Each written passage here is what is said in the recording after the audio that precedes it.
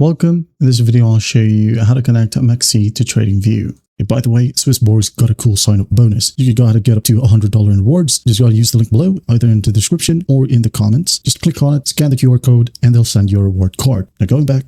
So first up, as you can see, we'll go ahead over to TradingView and maybe look for some stocks.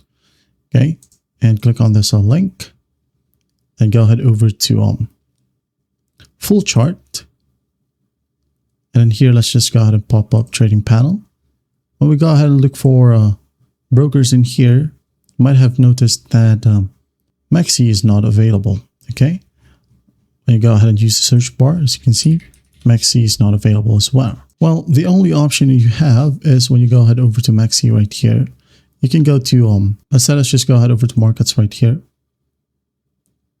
Okay. Maybe you would like to find some BNB. Just click on it. Now, as you can see here, TradingView is available, okay? But the only problem is that you'll just be able to see some data, but you can't actually connect it from TradingView or vice versa, all right? But that's it for now. I hope this video helps, and I'll see you in the next one.